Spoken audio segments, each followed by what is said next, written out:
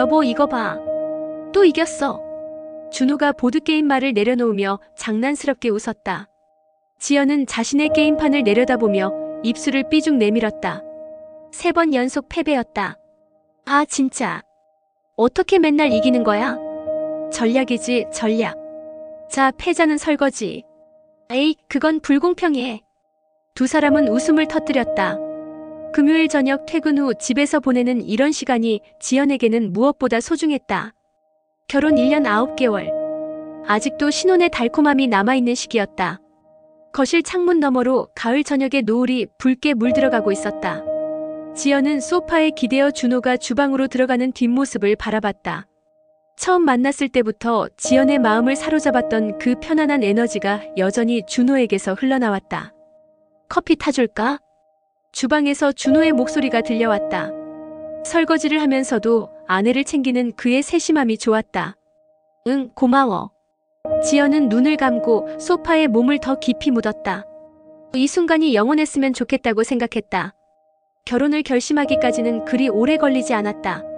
첫 만남은 친구의 소개팅이었다. 카페에서 마주 앉았을 때 준호는 긴장한 기색 없이 자연스럽게 이야기를 이끌어갔다. 저는 IT 회사 다니고 있고요. 취미는 등산이랑 보드게임이에요. 아, 그리고 요리도 좋아해요. 평범한 소개였지만 준호의 목소리에는 특별한 온기가 있었다. 지연이 말을 할 때면 고개를 약간 기울이고 눈을 맞추며 진심으로 경청했다. 자신의 이야기를 할 때도 과장 없이 담담하면서도 적절한 유머를 섞어 넣었다. 사실 저 요리 실력은 라면과 김치찌개가 끝이에요. 지연이 쑥스럽게 고백하자 준호는 밝게 웃었다. 완벽하네요. 제가 다른 요리 담당하면 되죠. 라면은 제가 못 끓이거든요. 그날 이후 둘은 자연스럽게 만남을 이어갔다. 주말마다 데이트를 했고 저녁에는 전화로 서로의 하루를 나눴다.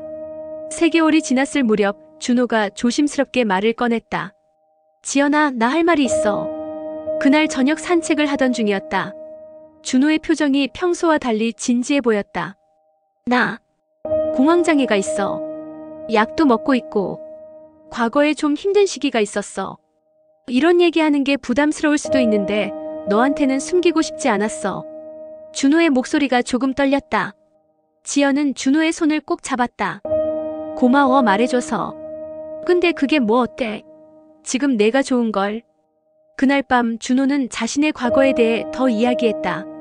20대 중반 직장에서의 과로와 스트레스로 공황장애가 시작됐고 한동안 힘든 시간을 보냈다는 것. 상담과 치료를 받으며 조금씩 회복했고 지금은 약물 관리를 하며 일상을 잘 유지하고 있다는 것. 지연은 그 이야기를 들으면서 오히려 준호가 더 신뢰스러워졌다. 자신의 약점을 솔직하게 드러낼 수 있는 용기, 그리고 그것을 극복하기 위해 노력해온 과정이 준호라는 사람을 더 입체적으로 만들었다. 나도 완벽하지 않아. 우리 서로 부족한 부분 채워주면서 살면 되는 거 아니야? 지연의 말에 준호는 안도한 표정으로 웃었다. 연애 6개월이 되던 날 준호가 청혼했다. 특별한 이벤트는 없었다. 그저 평범한 주말 저녁 집에서 영화를 보다가 준호가 갑자기 영화를 멈추고 지연을 바라봤다. 지연아, 나랑 결혼해줄래?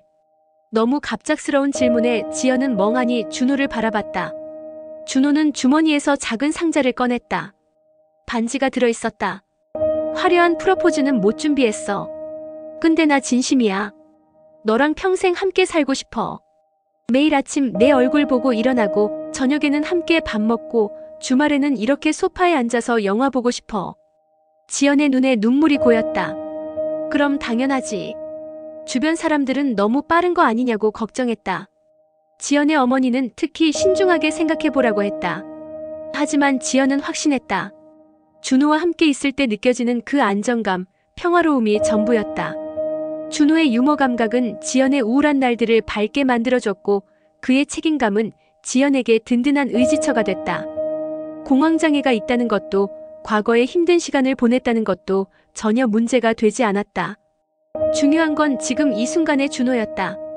결혼식은 소박하게 치렀다. 양가 가족과 가까운 친구들만 초대한 작은 결혼식이었지만 지연에게는 완벽했다. 준호가 지연의 손을 잡고 서약을 할 때 두 사람 모두 눈물을 흘렸다. 좋을 때나 힘들 때나 건강할 때나 아플 때나 당신 곁을 지키겠습니다. 그 약속은 진심이었다. 신혼집은 작았지만 아늑했다. 두 사람이 함께 가구를 고르고 벽지색을 정하고 작은 화분들을 베란다에 배치했다. 매일 아침 준호가 커피를 내려주고 지연은 간단한 샌드위치를 만들었다. 출근 전 현관에서 서로에게 잘 다녀와 힘내라는 말을 건네는 것이 일상이 됐다. 퇴근 후에는 함께 저녁을 준비했다.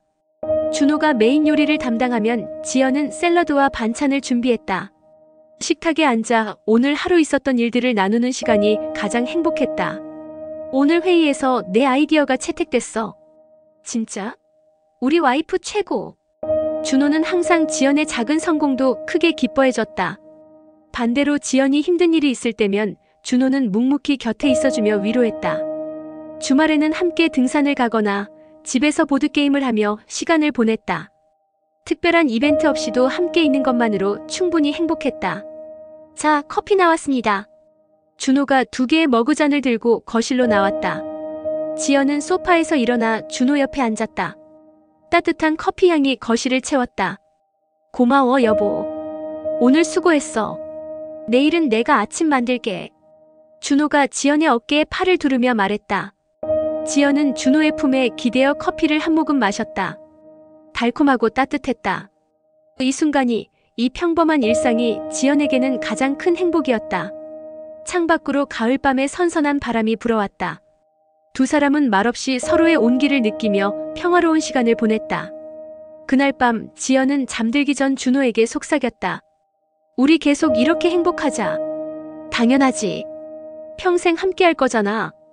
왜 또 그렇게 정리해놨어? 몇 번을 말해야 알아들어. 준호의 목소리가 날카롭게 공기를 갈랐다. 지연은 냉장고 문을 잡은 채 얼어붙었다. 그저 우유를 꺼내려 했을 뿐이었다. 냉장고 안에 반찬 용기들이 준호가 원하는 위치와 달랐던 모양이다. 미안해, 어제 급하게 정리하느라. 급하게? 맨날 급하게 하니까 이 모양이지. 난 분명히 말했잖아. 김치는 왼쪽, 반찬은 오른쪽이라고. 지연은 입술을 깨물었다. 변명하고 싶지 않았다. 사과만 반복하는 게 지친다는 생각이 스쳤지만 참았다. 다음부터 주의할게. 준호의 약이 바뀐 건 3달 전이었다. 담당 의사가 새로운 약을 처방했고 처음 2주간은 괜찮았다. 오히려 기분이 좋아 보였다. 그런데 3주째부터 조금씩 변화가 시작됐다. 처음에는 사소한 짜증이었다. 세탁물 개는 방법, 설거지 그릇 싸는 순서, 쓰레기 버리는 시간. 지연이 평소와 조금만 다르게 해도 준호는 날카롭게 지적했다. 이렇게 하면 물이 안 빠지잖아. 생각 좀 하고 살아. 그릇은 큰 것부터 아래에 놔야지. 상식 아니야? 쓰레기 냄새 나는데 왜 아침에 안 버리고 나갔어? 지연은 매번 고개를 숙이고 사과했다. 준호도 자신이 과하다는 걸 아는지 화를 낸 후에는 어색하게 말을 붙였다. 미안, 내가 좀 예민했나 봐. 괜찮아. 내가 좀 더 신경 쓸게. 하지만 며칠 지나지 않아 같은 일이 반복됐다. 점점 준호의 화내는 빈도가 높아졌고 지연은 집안일을 할 때마다 긴장하게 됐다. 혹시 또 잘못하는 건 아닐까? 준호가 또 화를 내는 건 아닐까? 한 달쯤 지났을 때 지연은 친구 수진에게 조심스럽게 이야기를 꺼냈다. 요즘 남편이 너무 예민해. 작은 일에도 화를 내. 약 바뀌고 나서부터 그렇다며? 병원에 다시 가보는 게 어때? 그것도 얘기해봤는데 자기는 괜찮대. 내가 예민하게 받아들인다고. 수진은 걱정스러운 표정으로 지연을 바라봤다. 너도 힘들겠다. 혹시 상담 같은 거 받아볼 생각은 없어? 그 말이 계속 머릿속을 맴돌았다. 지연은 고민 끝에 상담센터를 찾았다. 처음에는 부부 상담을 받으려 했지만 준호가 거부했다. 내가 뭐 문제 있는 사람처럼 보여. 상담까지 받아야 해. 아니야, 우리 관계를 더 좋게 만들려고. 지금도 충분히 좋잖아. 그냥 내가 좀 더 신경 쓰면 되는 거 아니야? 결국 지연은 혼자 상담을 받기로 했다. 매주 목요일 퇴근 후 상담센터에 들렀다. 상담사 김 선생님은 40대 중반의 차분한 여성이었다. 남편분의 행동에 어떻게 대응하고 계세요? 일단 사과하고 다음엔 안 그러겠다고 약속해요. 그러면 상황이 나아지나요? 잠깐은요. 근데 또 비슷한 일이 생기면 다시 화를 내요. 김 선생님은 고개를 끄덕이며 메모했다. 지연 씨가 매번 사과하고 약속하는 건 남편분께 내가 잘못했다는 메시지를 주는 거예요. 물론 배려는 필요하지만 과도한 사과는 오히려 불균형을 만들 수 있어요. 그날 상담에서 지연은 많은 걸 배웠다. 경청의 중요성, 감정을 표현하는 방법, 그리고 자신의 경계를 지키는 법. 하지만 실천하기는 쉽지 않았다. 집으로 돌아오는 길, 지연은 핸드폰을 꺼내 준호에게 문자를 보냈다. 저녁 뭐 먹을까? 아무거나. 너 알아서 해. 짧은 답장에서도 준호의 기분이 좋지 않다는 게 느껴졌다. 지연은 한숨을 쉬며 마트에 들렀다. 준호가 좋아하는 삼겹살을 샀다. 집에 도착하니 준호는 소파에 앉아 TV를 보고 있었다. 다녀왔어. 오늘 삼겹살 구워줄게. 응. 무뚝뚝한 대답이었지만 화난 것 같지는 않았다. 지연은 재빨리 주방으로 가서 저녁 준비를 시작했다. 삼겹살을 굽고 쌈 채소를 씻고 된장찌개를 끓였다. 밥 먹자. 식탁에 앉아 함께 저녁을 먹는데 준호가 입을 열었다. 너 요즘 목요일마다 늦게 오더라. 지연의 손이 멈췄다. 응, 상담받고 와. 상담? 무슨 상담? 부부. 아니, 개인 상담. 요즘 내가 좀 힘들어서. 준호의 표정이 굳었다. 나 때문에? 아니, 그게 아니라. 나 때문에 상담받는 거잖아. 솔직하게 말해. 지연은 젓가락을 내려놓았다. 김 선생님이 말했던 것처럼 솔직하게 표현해야 한다고 생각했다. 준호야, 요즘 내가 예전과 달라진 것 같아. 작은 일에도 화를 많이 내고 나한테 너무 날카롭게 말할 때가 있어.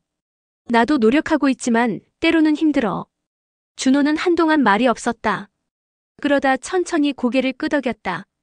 미안해. 내가 약 때문에 좀 그런 것 같아. 의사 선생님한테 말해봐야겠다. 그래줄래? 고마워.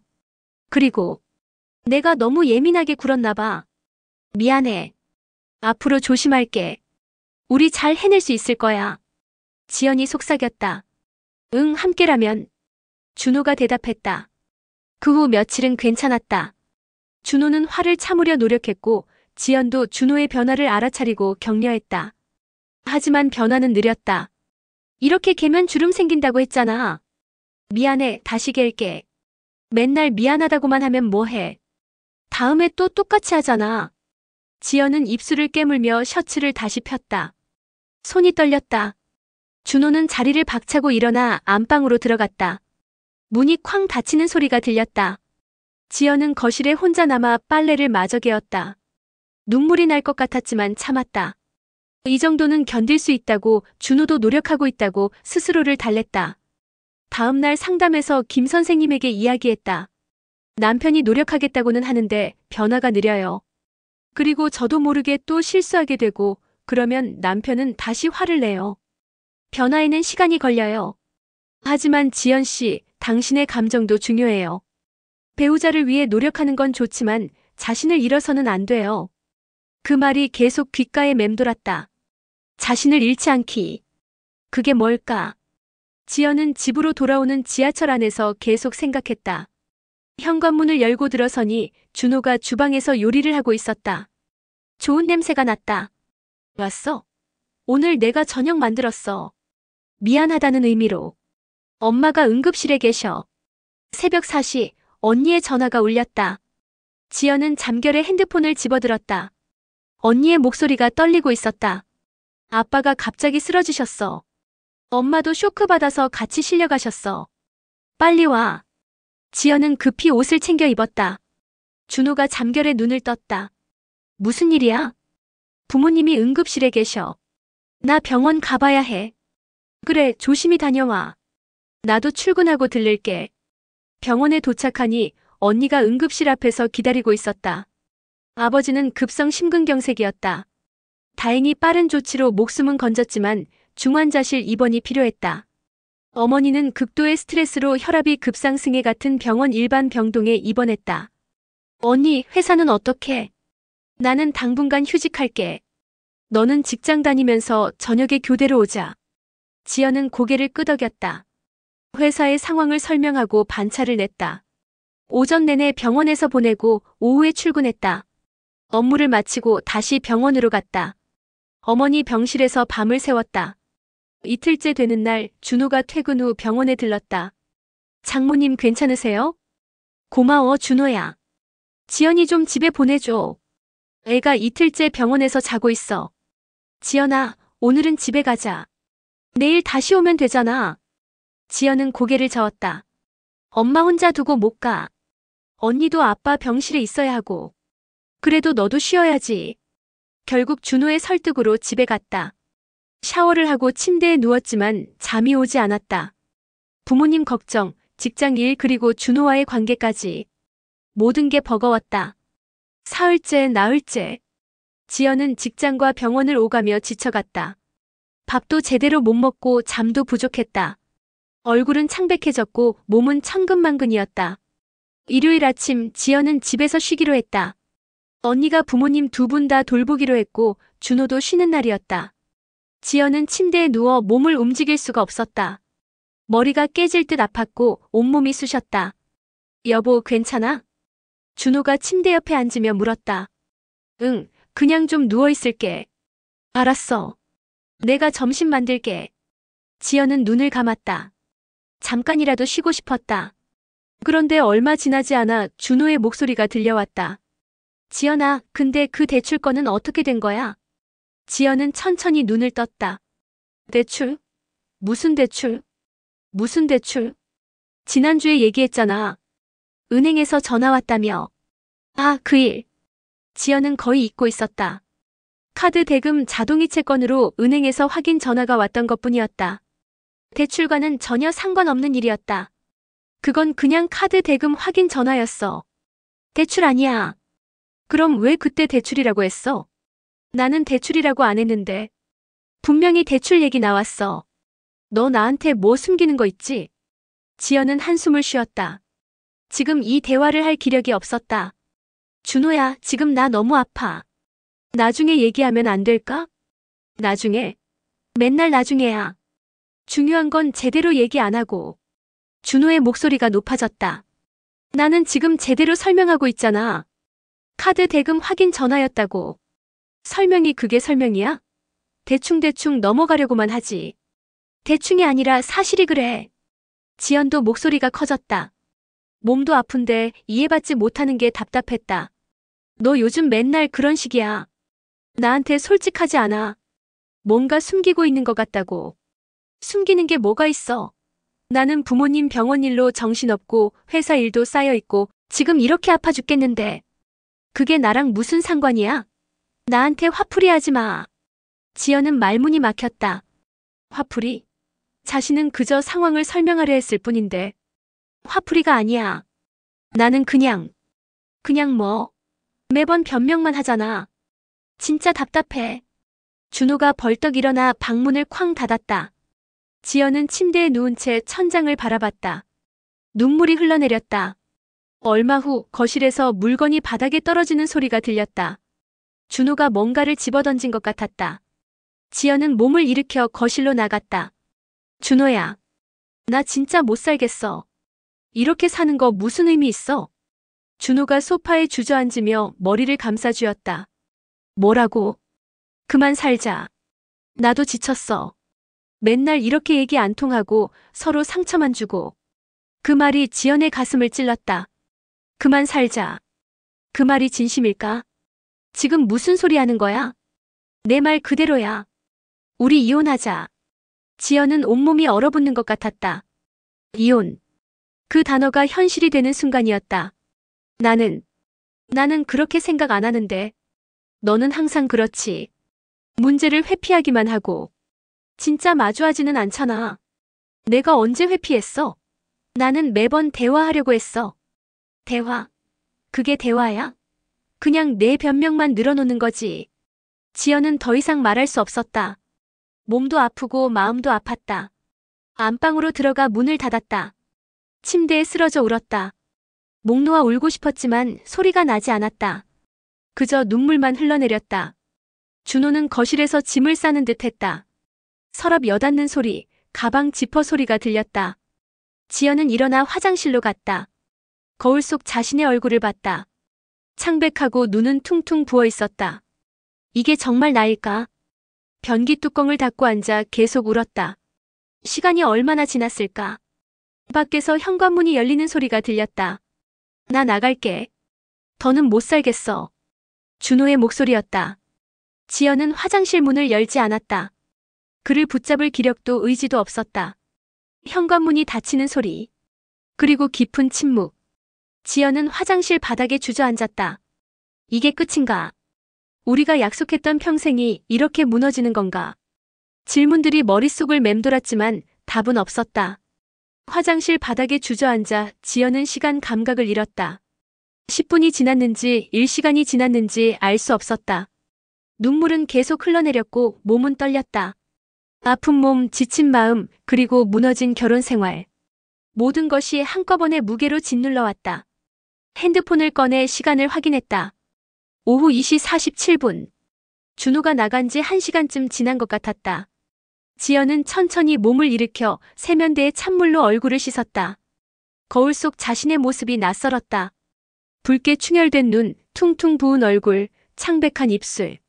안방으로 돌아와 침대에 누웠다. 천장을 바라보며 생각했다. 준호는 어디로 갔을까? 정말로 돌아오지 않는 걸까? 이혼이라는 말이 진심이었을까? 핸드폰이 울렸다. 언니였다. 지연아, 괜찮아? 오늘은 좀 쉬고 있어. 응, 언니. 집에서 쉬고 있어. 목소리가 떨렸다. 언니는 바로 알아챘다. 무슨 일 있어? 목소리가 왜 그래? 아니야, 그냥 좀 피곤해서. 지연아. 언니, 나 괜찮아. 부모님은 어떠세요? 아빠는 좀 나아지셨어. 엄마도 안정 찾으시고. 근데 너 정말 괜찮은 거 맞아? 응, 걱정 마. 나중에 얘기할게. 전화를 끊고 지연은 다시 눈을 감았다. 언니에게 지금 상황을 말할 수 없었다. 부모님 걱정에 자신의 결혼 문제까지 더할 수 없었다. 오후 4시쯤 현관문 여는 소리가 들렸다. 지연은 벌떡 일어나 앉았다. 심장이 빠르게 뛰었다. 준호가 돌아온 걸까? 지연아. 준호의 목소리였다. 떨리고 있었다. 지연은 침대에 그대로 앉아 있었다. 안방 문이 조심스럽게 열렸다. 준호가 문틈으로 얼굴을 내밀었다. 눈이 빨갛게 충혈되어 있었다. 들어와도 돼? 지연은 대답하지 않았다. 준호는 천천히 방으로 들어와 침대 끝에 앉았다. 두 사람 사이에 어색한 침묵이 흘렀다. 미안해. 준호가 먼저 입을 열었다. 정말 미안해. 내가 너무 심하게 말했어. 지연은 준호를 바라보지 않았다. 창밖을 보며 가만히 앉아 있었다. 나도 모르겠어. 요즘 내가 왜 이러는지. 약 때문인지 스트레스 때문인지. 근데 그게 변명이 되면 안 되는 거 알아. 내가 너한테 한 말들, 행동들 다 잘못했어. 준호의 목소리가 점점 작아졌다. 이혼하자는 말. 진심 아니었어. 그냥 화가 나서 감정적으로 내뱉은 거야. 나도 내가 무슨 말을 하는지 몰랐어. 지연은 여전히 침묵했다. 준호의 사과가 들렸지만 마음으로 받아들일 준비가 되지 않았다. 지연아, 제발 좀 봐줘. 말 좀 해줘. 준호가 지연의 손을 잡으려 했지만 지연은 손을 빼냈다. 지금은 혼자 있고 싶어. 지연아, 나가줘. 제발. 준호는 한참을 망설이다가 천천히 일어났다. 알았어. 근데 나 나가면 안 돼. 어디 가면 안 돼. 그 말에 지연의 머릿속에 경고음이 울렸다. 준호의 목소리에서 뭔가 이상한 기운이 느껴졌다. 무슨 소리야? 나 없으면 차라리 모든 게 편할 것 같아. 너도 나도. 지연은 재빨리 준호를 바라봤다. 준호의 눈에는 절망이 가득했다. 준호야, 그런 생각하지 마. 미안해. 내가 너무 못났어. 너한테 상처만 주고. 이렇게 사는 게 의미가 있나 싶어. 지연은 일어나 준호의 팔을 붙잡았다. 지금 무슨 소리 하는 거야? 정신 차려. 정신은 차려 있어. 오히려 지금이 가장 정신이 맑은 것 같아. 나는 너한테 짐일 뿐이야. 아니야. 그렇지 않아. 지연의 목소리도 떨렸다. 화가 나고 상처받았지만 준호가 극단적인 선택을 하는 건 원하지 않았다. 나 잠깐 밖에 나갔다 올게. 바람 좀 쉬고 싶어. 준호가 지연의 손을 뿌리치고 일어섰다. 지연은 두려웠다. 준호를 그냥 보낼 수 없었다. 어디 가는데? 그냥 좀 걷다 올게. 나도 같이 갈게. 아니야, 혼자 있고 싶어. 준호는 재킷을 집어들고 현관으로 향했다. 지연은 뒤따라갔다. 준호야, 제발. 아무데도 가지 마. 걱정 마. 금방 올게. 현관문이 닫혔다. 지연은 문 앞에 서서 망설였다. 따라가야 할까? 그냥 기다려야 할까? 손이 떨렸다. 핸드폰을 꺼내 준호에게 전화를 걸었다. 벨소리만 울릴 뿐 받지 않았다. 지연은 바닥에 주저앉았다. 무력감이 밀려왔다. 자신이 뭘 할 수 있을까? 어떻게 해야 할까? 30분쯤 지났을까? 다시 현관문이 열렸다. 준호가 돌아왔다. 지연은 벌떡 일어나 준호를 바라봤다. 어디 갔다 온 거야? 그냥 아파트 단지 돌았어. 준호는 지친 표정으로 거실 소파에 앉았다. 지연도 조심스럽게 그 옆에 앉았다. 지연아, 미안해. 진짜로 미안해. 너를 불안하게 만들려던 게 아니었어. 준호야, 우리 병원 가자. 약도 다시 조절하고 상담도 함께 받자. 응. 그래야 할 것 같아. 나 혼자서는 안 되는 것 같아. 두 사람은 한동안 말없이 앉아 있었다. 지연의 마음은 복잡했다. 준호를 용서할 수 있을까? 다시 예전처럼 돌아갈 수 있을까? 하지만 지금 당장은 그런 결정을 내릴 수 없었다. 오늘은 각자 좀 쉬자. 내일 얘기하자. 지연이 말했다. 알았어. 준호는 고개를 끄덕였다. 지연은 안방으로, 준호는 작은 방으로 갔다. 각자의 공간에서 각자의 생각에 잠겼다. 밤이 깊어갔다. 지연은 침대에 누워 천장을 바라봤다. 오늘 하루가 너무 길고 무거웠다. 부부 상담을 받을 수도 있고 시간이 지나면 화해할 수도 있을 것이다. 하지만 지금 이 순간 지연의 마음속엔 깊은 균열이 새겨져 있었다. 사랑만으로 충분할까? 신뢰가 무너진 관계는 회복될 수 있을까? 답은 아직 나오지 않았다. 창밖으로 비가 내리기 시작했다. 월요일 아침 지연은 회사에 연차를 냈다. 더 이상 아무것도 할 수 없었다. 몸도 마음도 한계였다. 준호는 일찍 출근했다. 아침 인사도 제대로 나누지 못했다. 다녀올게라는 짧은 말만 남기고 현관문이 닫혔다. 지연은 거실 소파에 앉아 빗소리를 들었다. 규칙적인 빗소리가 혼란스러운 마음을 조금은 진정시켜주는 것 같았다. 핸드폰을 꺼내 상담사 김 선생님께 문자를 보냈다. 선생님, 급하게 상담 예약 가능할까요? 많이 힘듭니다. 10분 후 답장이 왔다. 오늘 오후 3시 가능합니다. 괜찮으세요? 네, 감사합니다. 오전 시간 동안 지연은 그저 소파에 앉아 있었다. TV를 켜도 무슨 내용인지 들어오지 않았다. 커피를 타서 마셨지만 맛을 느낄 수 없었다. 모든 감각이 무뎌진 것 같았다. 오후 2시 30분, 지연은 옷을 갈아입고 상담센터로 향했다. 비는 여전히 내리고 있었다. 우산을 쓰고 걸으면서도 빗물에 젖는 것 같았다. 상담실에 들어서자 김 선생님이 따뜻하게 맞아주었다. 지연 씨, 어서 오세요. 앉으세요. 지연은 소파에 앉아 지난 며칠간의 일을 털어놓았다.